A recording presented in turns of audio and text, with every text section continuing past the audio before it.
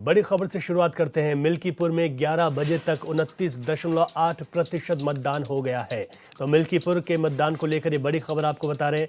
11 बजे तक 29.8% मतदान हुआ। शुरुआती 2 घंटों में 13.34% में वोटिंग हुई है। मतदान केंद्रों पर सुबह से ही लंबी कतारें देखने को मिली हैं। महिलाओं और बुजुर्गों में भी खासा उत्साह देखने को मिल रहा है। सपा ने मतदान प्रक्रिया में गड़बड़ियों की शिकायतें लगाई हैं। चुनाव आयोग को 20 से अधिक शिकायतें दर्ज कराई गई हैं। चुनाव परिणामों को लेकर चर्चाओं का बाजार गर्म है।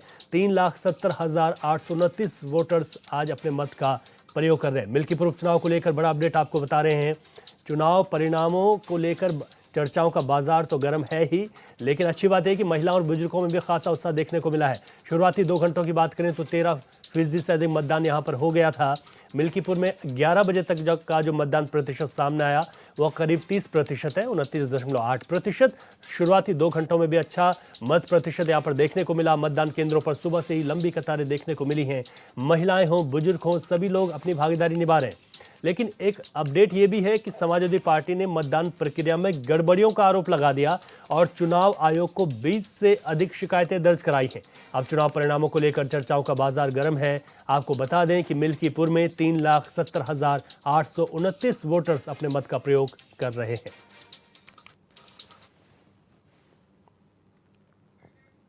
तो आपको बता दें कि सुबह से ही लंबी लंबी कतारें मतबूथों पर देखने को मिल रही हैं। महिला बुजुर्गों में भी खासा उत्साह देखने को मिल रहा है और मतदान प्रक्रिया में गड़बड़ी की शिकायतों को लेकर समाजवादी पार्टी 20 शिकायतें दर्ज करा चुकी है, जिसके बाद चर्चाएं तेज हो गई हैं। 3,70,000 से अधिक मतदाता अपने मत का प्रयोग मिल्कीपुर उपचुनाव में कर रहे हैं। शुरुआती 2 घंटों की अगर बात करें तो 13% से अधिक यहां पर मतदान प्रतिशत रहा है। लंबी लंबी कतारें, उत्साह ज्यादा है, लेकिन गड़बड़ियों के आरोप के बीच चर्चाओं का बाजार गर्म है। मिल्कीपुर में रिजल्ट को लेकर कि किस तरीके का रिजल्ट यहां पर रहेगा। तो आपको बता दें कि आयोग को अभी तक समाजवादी पार्टी ने चुनाव में गड़बड़ियों को लेकर 20 के करीब शिकायतें दर्ज करा दी हैं।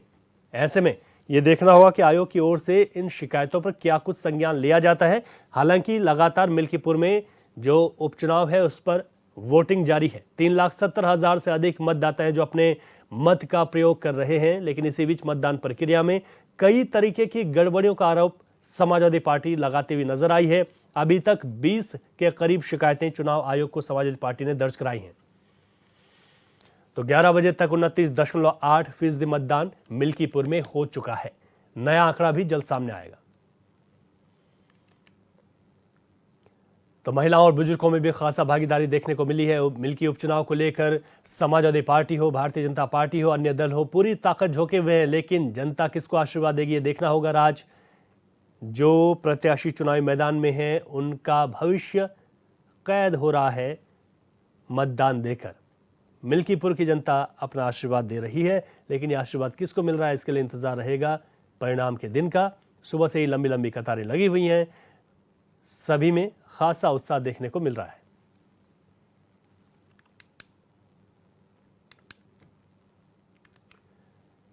तो एक बार फिर आपको बता देते हैं, मिल्कीपुर में उपचुनाव चल रहा है। 3,70,000 से अधिक मतदाता अपने मत का प्रयोग कर रहे हैं। आपको बता दें कि शुरुआती 2 घंटों में जहां 13.34% मतदान रहा, वहीं 11 बजे तक करीब 30% मतदान हो चुका है। महिला हों, बुजुर्ग हों, इन लोगों में भी खासा उत्साह देखने को मिल रहा है। चुनाव आयोग ने यहाँ पर पूरी तैयारियां की हैं और ये भी कहा गया था कि दावा ये है कि इस बार तैयारियों को पूरी तरीके से मुकम्मल किया गया है। लेकिन इसी बीच समाजवादी पार्टी ने गड़बड़ियों का आरोप लगाया। अभी तक 20 शिकायतें समाजवादी पार्टी दर्ज कर चुकी है।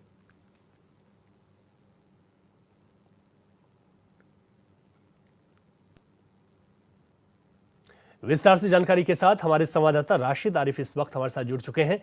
राशिद, मिल्कीपुर उपचुनाव की ताजा तस्वीर क्या है? लंबी लंबी कतारें लगी हैं। सुबह 7 बजे से मतदाता जो है मतदान करने पहुंच रहे हैं। आपको बता दें कि सुबह 9 बजे तक 13% वोटिंग हुई थी, लेकिन अगर बात करें 11 बजे तक 30% से ज़्यादा वोटिंग हुई थी। आपको बता दें मिल्कीपुर में 10 प्रत्याशी चुनाव और बाकी पार्टी का आमने सामने होता है। लेकिन मिल्कीपुर जो है अवैध सरकार विधायक। ठीक है राशिद, आपकी आवाज़ स्पष्ट नहीं पहुंच पा रही है। एक बार फिर से आपसे संपर्क करेंगे ताकि वहां पर मतदान को लेकर क्या इस वक्त तस्वीर बता रही है आपसे समझ सकें तो आपको बता दें कि मिल्कीपुर में उपचुनाव चल रहा है। हमारे संवाददाता की नज़र है, उनसे एक बार फिर से जुड़ने की कोशिश करेंगे और जानेंगे कि इस वक्त मौजूदा स्थिति क्या है, क्योंकि दूसरी तरफ समाजवादी पार्टी ने भी कई जगहों पर गड़बड़ी का आरोप लगाते हुए करीब 20 शिकायतें चुनाव आयोग को दर्ज कराई हैं। ऐसे में मतदान प्रक्रिया में गड़बड़ी की शिकायतों को देखकर चर्चाओं का बाजार भी इस वक्त गर्म है। आयोग से 20 से अधिक शिकायतें दर्ज कर चुकी है समाजवादी पार्टी।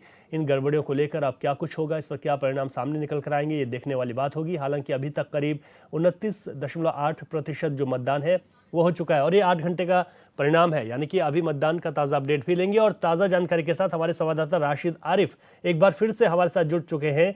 राशिद, मिल्कीपुर उपचुनाव की ताज़ा जानकारी क्या है, ताज़ा तस्वीर क्या बताती है, किस तरीके से यहाँ पर मतदाताओं में उत्साह है, और दूसरी तरफ समाजवादी पार्टी गड़बड़ियों का आरोप लगा रही है, उसको लेकर क्या अपडेट है? नहीं देखिए, अभी आपको बता दें कि मिल्कीपुर में जो है सुबह 7 बजे से मतदान शुरू हो चुका है और सुबह 9 बजे की बात की जाए 9 बजे तक के 13% वोटिंग हुई थी, वहीं 11 बजे तक की ये प्रतिशत बढ़ के 29 के पार हो गया। देखिए, आपको बता दें मिल्कीपुर में 10 प्रत्याशी चुनाव लड़ रहे हैं, लेकिन सीधी टक्कर वहाँ जो है समाजवादी पार्टी और भारतीय जनता पार्टी की। लेकिन देखिए वोटिंग परसेंटेज जो है वो कहीं ना कहीं देखिए बढ़ते नजर आ रहा है। दूसरी चीज आपको बता दें कि मिल्कीपुर चुनाव को लेकर समाजवादी पार्टी जो है लगातार जो है निर्वाचन आयोग को शिकायत लिख रही थी और चुनाव आयोग के द्वारा कहा गया था कि निष्पक्ष तरीके से चुनाव होगा, लेकिन चुनाव जैसे ही शुरू हुआ उसी के बाद में कहीं ना कहीं ये गड़बड़ी की खबरें आने लगी। सपा की तरफ से आरोप लगाए जा रहे हैं तमाम तरह के। समाजवादी पार्टी के राष्ट्रीय अध्यक्ष अखिलेश यादव ने पोस्ट कराए है, ट्वीट किया और उन्होंने लिखा है कि महिलाओं की जो है वो बुरके उतरवाए जा रहे हैं। दूसरी चीज बता दें आपके जो मतदाता वहाँ पे पहुंच रहे हैं उनकी पर्ची जो है वो पुलिस द्वारा चेक की जा रही है, जबकि ये गलत है। चुनाव आयोग को तुरंत एक्शन लेना चाहिए और जो ऐसे लोग हैं उन पर कार्रवाई करना चाहिए। देखिए मिल्कीपुर सीट को लेकर लगातार जिस तरह की खबरें सामने निकल के आ रही, सपा की तरफ से जो आरोप लगाए गए, बूथ संख्या जो है 376, 75 और 77, इसमें कुछ गड़बड़ी की आशंका दिखाई जा रही। कुछ जगह पे वोटिंग जो है वो 8 बजे शुरू हुई। इसी को लेकर तमाम चीजों को लेकर समाजवादी पार्टी लगातार जो है मोर्चा खोले हुए और समाजवादी पार्टी के अयोध्या से जो सांसद है अवधेश प्रसाद, उन्होंने भी कहीं ना कहीं तमाम आरोप लगाए। सपा की तरफ से तमाम आरोप लगाए जा रहे हैं, उनके विधायक हो, सांसद हो या बड़े नेता हो, सभी कह रहे हैं मिल्कीपुर में शासन प्रशासन पूरी तरह से लगा दिया गया है। मुस्लिम जो महिलाएं हैं उनको वोट डालने के लिए परेशान किया जा रहा है, उनके नकाब उतारे जा रहे। मतदाताओं की जो पर्चियां हैं वो खुद पुलिस के बड़े अधिकारी चेक कर रहे हैं, जबकि ये चुनाव आयोग के द्वारा जो वहाँ पे पोलिंग एजेंट बनाए जाते थे उनका काम है। देखिए आपको बता दें कि मिल्कीपुर के चुनाव जो है वो कहीं ना कहीं दोनों पार्टियों के लिए प्रतिष्ठा का सवाल है। समाजवादी पार्टी जो है वो सीट पूरी तरह से जीतना चाहती है, क्योंकि 2027 में इस सीट से बड़ा असर पड़ेगा। वहीं लोकसभा की सीट जो अयोध्या की भारतीय जनता पार्टी हारी थी, तो उस जख्म को पूरा करने के लिए कहीं ना कहीं वो जो है मिल्कीपुर की सीट जीतने के लिए पूरा उसने दमखम लगा दिया।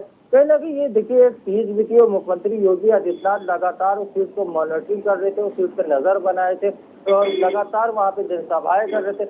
मिल्कीपुर सीट पे आज चुनाव हो रहा है, पूरे देश की निगाहें जो है दिल्ली चुनाव से ज्यादा मिल्कीपुर सीट पे लगी हुई है। उत्तर प्रदेश के तमाम बड़े नेता जो है वो वहाँ पहुंचे थे।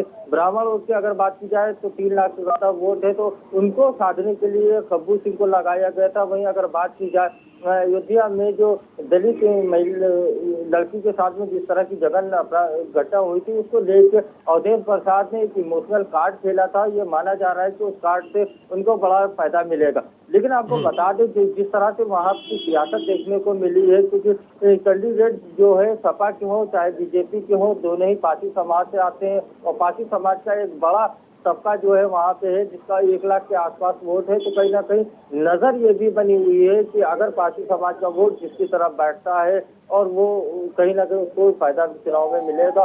उम्मीद देखना ये होगा कि 8 फरवरी को जब नतीजे आएंगे तो ये देखा जाएगा कि मिल्कीपुर की जनता ने किसको कितनी गति दी है। जी रवि। ठीक है राशिद, आपने बताया। राशिद, महत्वपूर्ण चीजें हैं। आपने कहा कि 10 प्रत्याशी चुनाव मैदान में हैं, लेकिन भारतीय जनता पार्टी और समाजवादी पार्टी के बीच सीधी टक्कर देखने को मिल रही है और दोनों ही प्रत्याशी एक ही समाज से आते हैं। ये बड़ा महत्वपूर्ण हो जाएगा क्योंकि इसमें अनुमान लगाना काफी मुश्किल है। अब मत प्रतिशत को लेकर राशिद मैं आपसे जानना चाह रहा हूं, 11 बजे तक का जो मत प्रतिशत बताता है कि करीब 30% मतदान हुआ। ये मत प्रतिशत इस बार बढ़ सकता है? किस तरीके का आकलन अभी लगाया जा सकता है पूर्वानुमान?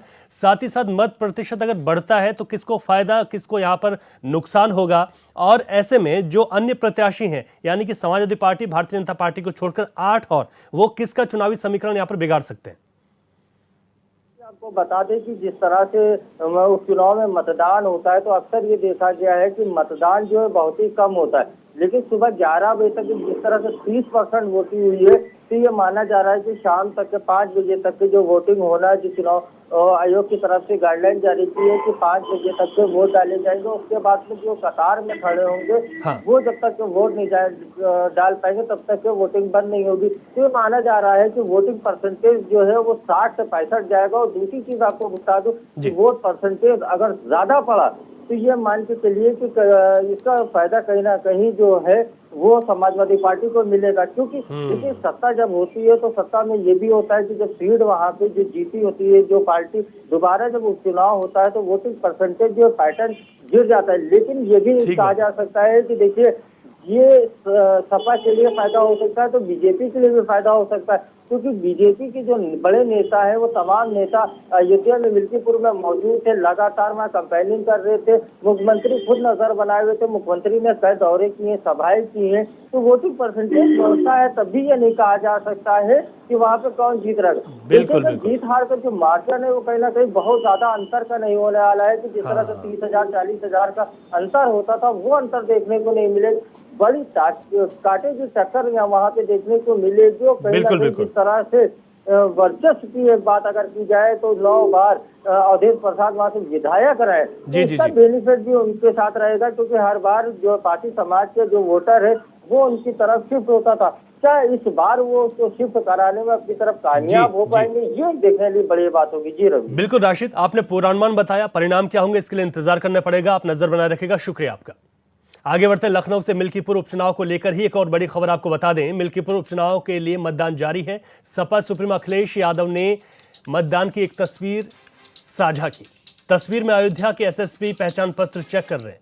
सपा सुप्रीमो ने सरकार से मांग की है, उन्होंने मांग की कि एसएसपी को तत्काल हटाया जाए, क्योंकि लगातार हर चुनाव में हमने देखा ये कहा जाता है कि जो पुलिसकर्मी हैं वो किसी भी तरीके से वहां पर अगर मतदान करने मतदानकर्मी आ रहे हैं तो वहां पर वो पहचान पत्र चेक नहीं कर सकते, बल्कि जो चुनाव आयोग के लोग हैं, जो रिटर्निंग ऑफिसर हैं, वो इसको चेक कर सकते हैं। लेकिन इसको लेकर हमेशा ही बवाल देखने को मिला। एक बार फिर मिल्कीपुर उपचुनाव को लेकर जहां 20 शिकायतें करीब समाजवादी पार्टी दर्ज करा चुकी है, उसमें एक बड़ी शिकायत ये भी है कि जो तस्वीरें सामने निकल कर आ रही हैं उसमें पुलिस की ओर से यहां पर पहचान पत्र चेक किए जा रहे हैं। और ये बड़ा आरोप इस वक्त सीधे एसएसपी पर है। तस्वीर में अयोध्या के एसएसपी पहचान पत्र चेक कर रहे हैं। सपा सुप्रीमो ने सरकार से मांग की कि एसएसपी को तत्काल हटाया जाए। तो एक तस्वीर साझा की है सोशल मीडिया अकाउंट पर अखिलेश यादव ने। उन्होंने लिखा है उसमें कि यहाँ पर एसएसपी पहचान पत्र चेक कर रहे हैं। इस तस्वीर के जरिए उन्होंने आरोप लगाया कि जबकि ये संवैधानिक नहीं है, और उन्होंने अयोध्या एसएसपी को पद से हटाने की मांग की है सरकार से। आप खबरों में विस्तार से आगे बढ़ते हैं। प्रधानमंत्री नरेंद्र मोदी आज प्रयागराज दौरे पर रहे, जहां पर पीएम मोदी ने महाकुंभ मेले का दौरा करने के बाद संगम तट पर पवित्र स्नान भी किया। संगम स्नान के बाद पीएम ने गंगा पूजन किया। इस मौके पर पीएम मोदी के साथ मुख्यमंत्री योगी आदित्यनाथ समेत कई वरिष्ठ मंत्री और अधिकारी मौजूद रहे। बता दें कि 13 जनवरी से शुरू हुए महाकुंभ में अब तक 30 करोड़ से ज्यादा श्रद्धालु आस्था की डुबकी लगा चुके हैं। ये 3 तस्वीरें आपकी टीवी स्क्रीन पर हैं। प्रयागराज में भ्रमण करते हुए बोट से आप देख सकते हैं प्रधानमंत्री नरेंद्र मोदी को। उनके साथ उत्तर प्रदेश के मुख्यमंत्री योगी आदित्यनाथ मौजूद हैं, जो कि यहाँ पर प्रधानमंत्री के साथ प्रयागराज में भ्रमण कर रहे हैं। उन्होंने इसके साथ ही व्यवस्थाओं का जायजा भी लिया है। और साथ ही साथ उत्तर प्रदेश के मुख्यमंत्री इस तस्वीर में आप देख सकते हैं कि उनको फीडबैक भी दे रहे हैं महाकुंभ को लेकर। दूसरी तस्वीर है संगम में डुबकी की, जहाँ पर प्रधानमंत्री नरेंद्र मोदी ने आस्था की डुबकी लगाई, संगम में पहुंचे। और तीसरी तस्वीर है पूजा अर्चना की। जब आस्था की डुबकी लगाई उसके बाद पूजा अर्चना में शामिल हुई। उन्होंने वहां पर पूजा अर्चना की और सभी की सुख समृद्धि की कामना की है।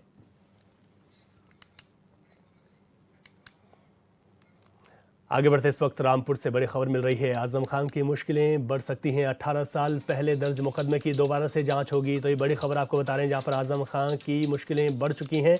एसपी रामपुर विद्यासागर मिश्रा ने ये जानकारी दी। आजम खान पर मकान फैक्ट्री तोड़ने का आरोप लगा था और 18 साल बाद एक बार फिर से इस मामले की जांच शुरू हो गई है। तो ये मुश्किलें बढ़ गई हैं आजम खान की। रामपुर से बड़ी खबर आपको बता रहे हैं, 18 साल पहले दर्ज मुकदमे की दोबारा से जांच शुरू कर दी गई है। एसपी रामपुर विद्यासागर मिश्रा ने जानकारी दी। आजम खान पर मकान और फैक्ट्री तोड़ने का आरोप लगा था 18 साल पहले, जिस मामले में एक बार फिर से जांच शुरू हो गई है और माना जा रहा है कि आजम खान की जांच के बाद मुश्किलें बढ़ सकती हैं।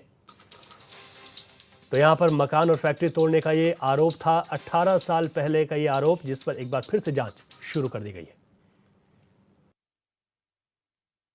देखिए, एक दुकान तोड़ने के संबंध में अभियोग पंजीकृत हुआ था और ये अभियोग सन 2006 में पंजीकृत हुआ था। पुलिस के द्वारा तत्कालीन जो विवेचक रहे हैं उनके द्वारा संकलित साक्ष्य के आधार पर अंतिम रिपोर्ट प्रेषित की गई थी।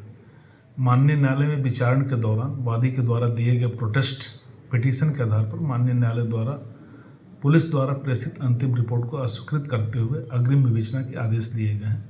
माननीय न्यायालय के आदेश के क्रम में अग्रिम विवेचना प्रारंभ की जा रही है और संकलित साक्ष्यों के आधार पर कार्रवाई की जाएगी। इसमें दुकान तोड़ने इत्यादि का रंगदारी मांगने इस तरह के आरोप लगे हुए थे। हाँ, आदेश प्राप्त हो गया, आदेश के क्रम में कार्रवाई की जाए। ये सीजेम MP MLA। और बरेली से इस वक्त बड़ी खबर मिल रही है। सपा के पूर्व विधायक सुल्तान वेग पर FIR दर्ज हो गई है। बड़ी खबर आपको बता रहे हैं, इसके पीछे की वजह है महाकुंभ को लेकर दिया गया विवादित बयान। शेरगढ़ थाने में ये मुकदमा दर्ज किया गया है। आपको बता दें कि महाकुंभ को लेकर सपा के पूर्व विधायक सुल्तान वेग ने एक विवादित बयान दिया था। सपा के पूर्व विधायक सुल्तान वेग पर अब FIR दर्ज कर दी गई। महाकुंभ को लेकर विवादित बयान के चलते ये FIR दर्ज की गई है। शेरगढ़ थाने में ये मुकदमा दर्ज हुआ है। वो विवादित बयान किया था, उसे आपको सुनाते हैं। को शमशान बना दिया पूरा। VIP पास खारिज कर दिए, इसका मतलब आपने गलत बनाए थे। अब आपने VIP रोड क्यों बंद कर दिए, इसका मतलब आपने गलत खोले थे। और फिर झूठ पे पर्दा डाला। झूसी में भी वहां भगदड़ हुई। जो मेन घाट है त्रिवेणी, जहां कहते हैं जहां तीनों नदियां जहां मिलते हैं संगम, वहां तो भगदड़ हुई। झूसी में भी भगदड़ हुई। उसका कहीं ना अखबार वाले कोई जिक्र कर रहे, मीडिया वाले नहीं कर रहे, सरकार भी कोई आंकड़ा नहीं दे रही। फिर अभी तक सरकार ऑथेंटिक रूप से कितने लोग मरे हैं, जांच के बाद कोई ऐसा आंकड़ा भी सामने नहीं आया है। लोगों का कहना है कि कई सौ लोग मरे, लोगों का कहना। अब वहां पर संत समाज आपसे नाराज, एक चाहे संत नाराज हो जाए तो संत समाज आपसे नाराज, बाकी तो अब ये लीपा पोती कर रहे हैं। संतों को भी पटाने में लगे पड़े, अपने पक्ष में बुलवाएंगे आपसे, कई लोग कह भी रहे। तो अब ये सरकार तो लीपा पोती में लगी पड़ी है। हकीकत ये है कि इन्होंने कुंभ को शमशान बना दिया पूरा, कोई व्यवस्था नहीं। आज भी अव्यवस्था, मतलब इतने पे भी कोई सबक नहीं। अभी आगे फिर शाही स्नान होगा, उसके लिए क्या व्यवस्था कर रहे हैं। दोबारा ये घटना ना हो, ऐसी व्यवस्था सरकार को करना चाहिए, हमारा कहना है ये। और खुदा ना खास्ता करी दोबारा घटना हो गया तो पूरी दुनिया में मतलब ये कि योगी जी का मुंह काला हो जाएगा। काला तो हो ही गया। और यही वो बयान था जिसमें शेरगढ़ थाने में मुकदमा दर्ज किया गया, जिसमें कहा गया था कि पूरा संत समाज नाराज है। और सपा के पूर्व विधायक सुल्तान बेग ने यह भी कहा था कि कुंभ को शमशान बना दिया गया, और जिसके चलते अब FIR दर्ज हो गई है। इस पर क्या कुछ कार्रवाई होगी, ये देखने वाली बात है। समाजवादी पार्टी से लखनऊ मध्य विधायक रविदास मेहरोत्रा ने PDA पंचायत कार्यक्रम की शुरुआत की। इसी बीच रविदास मेहरोत्रा ने मिल्कीपुर उपचुनाव को लेकर बीजेपी और प्रशासन पर कई गंभीर सवाल उठाए। उन्होंने कहा कि प्रशासन पूरी तरह से मिल्कीपुर में मतदाताओं को डराने का काम कर रहे हैं। पुलिस के बड़े अधिकारी मतदाताओं की मत पर्ची चेक कर रहे हैं, जबकि यह काम चुनाव आयोग का बूथ एजेंट करता है। इन्हीं मुद्दों को लेकर HNN संवाददाता ने सपा विधायक रविदास मेहरोत्रा से खास बातचीत की है, सुनाते हैं आपको। समाजवादी पार्टी के राष्ट्रीय अध्यक्ष अखिलेश यादव ने PDA पंचायत के लिए जो दिशा निर्देश दिए गए थे, उसी को लेकर समाजवादी पार्टी के विधायक मध्य से लखनऊ पर आज ये महापंचायत कर रहे हैं। इनसे बात करते हैं। सर, आज ये जो है PDA महापंचायत हो रही है, क्या दिशा निर्देश आप लोगों को मिले हैं, क्या दिशा निर्देश आप देंगे? समाजवादी पार्टी के राष्ट्रीय अध्यक्ष माननीय अखिलेश यादव जी ने सभी विधानसभाओं में उत्तर प्रदेश में के सभी वार्डों में पीडीए पंचायत करने के निर्देश दिए हैं। उसी के तहत लखनऊ मध्य विधानसभा क्षेत्र के सभी 19 वार्डों में ये पीडीए पंचायत का कार्यक्रम होना है। 5 जगहों के ऊपर पीडीए पंचायत का कार्यक्रम हो चुका है। आज यहाँ पर लखनऊ मध्य विधानसभा क्षेत्र की मासिक बैठक भी होती है 5 तारीख को, और उसमें ये पीडीए पंचायत पर चर्चा भी होनी है। हम लोगों ने ये संकल्प किया है कि जो समाज के पिछड़े वर्ग के लोग, दलित, अल्पसंख्यक, अगड़ी जाति के गरीब और आदि आबादी महिलाओं को जब तक उनका हक, अधिकार, न्याय और सम्मान नहीं मिलेगा, तब तक हम लोग लगातार संघर्ष करने का काम करते रहेंगे। आज भारतीय जनता पार्टी की सरकार संविधान की हत्या करना चाहती है।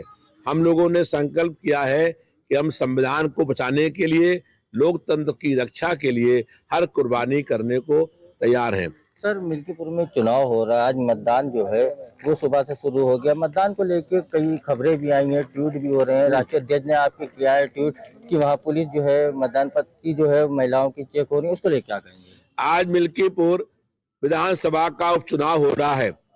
आज मिल्कीपुर में भारतीय जनता पार्टी की सरकार और प्रशासन ने संविधान की धज्जियां उड़ा दी हैं, लोकतंत्र की हत्या करने का काम किया है। जो मतदाता वोट डालने के लिए आ रहे हैं उनको भगाने का काम हो रहा है। पुलिस ने कई जगह पर बल प्रयोग करने का काम किया है, और जो हमारी बहन और बेटियां आ रही हैं उन लोगों के कह रहे हैं कि आपकी फोटो आधार कार्ड से नहीं मिल रही है, वोटर कार्ड दिखाइए, पैन कार्ड दिखाइए, और इस तरीके से उनको वोट डालने के अधिकार से रोकने का काम हो रहा है। जो मुस्लिम मतदाता वोट डालने बहनें आ रही हैं उनसे कह रहे हैं कि अपना बुर्का उतारिए, आपकी फोटो का मिलान करेंगे। और एसपी और प्रशासन के बड़े अधिकारी जो है वो बैरिकेटिंग करके जगह जगह के ऊपर तलाशी लेकर के मतदाताओं को भगाने का काम कर रहे हैं। आज ऐसा लग रहा है कि प्रदेश में अघोषित रूप से आपातकाल लगा है और भाजपा की सरकार लोकतंत्र की हत्या करने का काम कर रही है। हम लोग भारतीय जनता पार्टी के इस अन्याय के खिलाफ लगातार संघर्ष करने का काम करते रहेंगे। भारतीय जनता पार्टी से जनता का मोह भंग हो गया है, और अयोध्या में जो भारतीय जनता पार्टी लोकसभा की सीट हारी थी उसको जो है जनता में गलत प्रचार करके और चुनाव जीतने का प्रयास कर रही है। सर, ईवीएम को लेकर क्या कहेंगे? क्योंकि ये देखा गया है कि जहां विपक्ष हारता है वहां ईवीएम पे सवाल उठाता है, जहां जीतता वहां ईवीएम से हो जाएंगी। देखिए, हम लोगों ने कई बार कहा है कि ईवीएम मशीन में गड़बड़ी वहां पर होती है जहां पर डबल इंजन की सरकार होती है, जहां पर केंद्र में और प्रदेश में दोनों स्थानों पर भाजपा की सरकार होती है, वहां पर बेईमानी होती है। दूसरी बात यह है कि भाजपा की सरकार ईवीएम मशीन से एक विधानसभा के अंदर 25 से 30 हजार वोटों का ही अंतर कर पाती है। जब जीत का अंतर हमारा उससे अधिक होगा तभी हम लोग जीत पाते हैं। इसलिए हम लोग जो है लगातार ये बात कहते हैं कि ईवीएम मशीन के स्थान पर चुनाव बेड से कराया जाए। लखनऊ शहर में रक्षा मंत्री राजनाथ सिंह को हमारी आपके माध्यम से चुनौती है कि लखनऊ शहर में वो चुनाव करा ले बेड पर से, तो हम उनको लखनऊ शहर में हरा कर दिखाने का काम करेंगे। तो भारतीय जनता पार्टी बेईमानी, धांधली, गड़बड़ी कर ईवीएम मशीन में हेर फेर कर चुनाव जीतने का प्रयास करती है। कई बार आपने सुना होगा कि मतदान के समय ईवीएम मशीन खराब हो गई, उसके बाद मतदान रुक गया, उसके बाद कुछ अधिकारी आए और उन्होंने ईवीएम ठीक कर दिया। हमने उनसे पूछा कि ईवीएम में क्या खराबी हुई थी जो आपने ठीक कर दी? जो खराब ईवीएम को ठीक कर सकता है वो ठीक ईवीएम को खराब भी कर सकता है। इसलिए ईवीएम के स्थान पर चुनाव बैलेट से हो। दुनिया के किसी भी देश में चुनाव ईवीएम से नहीं होते हैं। जहां पर ईवीएम मशीन बनाई गई है वहां पर भी चुनाव ईवीएम से नहीं होते हैं। अमेरिका जो भारत से कई गुना एडवांस कंट्री है वहां पर भी ईवीएम से चुनाव नहीं होते हैं। तो भारतीय जनता पार्टी जो है चुनाव ईवीएम से कराने के लिए क्यों अड़ी है? सारा विपक्ष एक स्वर में जनता एक स्वर में ये मांग करने का काम कर रही है कि चुनाव बैलेट पेपर से होने का काम हो, लेकिन भारतीय जनता पार्टी को मालूम है कि ईवीएम से अगर चुनाव होगा तो पूरे देश में भारतीय जनता पार्टी को 5 सीट भी मिलने वाली नहीं है। ये थे हमारे साथ समाजवादी पार्टी के विधायक जो आज पीडीए को लेकर महापंचायत कर रहे हैं। वहीं मिल्कीपुर को लेकर तमाम बातें कही है। देखने वाली बात ये होगी कि मिल्कीपुर सीट का जब रिजल्ट आता है तो क्या समाजवादी पार्टियों की प्रतिक्रिया होती है। सबसे बड़ी बात यह है कि जहां पे विपक्ष हारता है तो कहीं ना कहीं ईवीएम पे सवाल उठाता है। ये अब देखने वाली बात ये होगी कि ईवीएम इस चुनाव में सही या नहीं सही है। कैमरामैन साकिब के साथ मैं राशिद आरिफ, HNN न्यूज़, लखनऊ।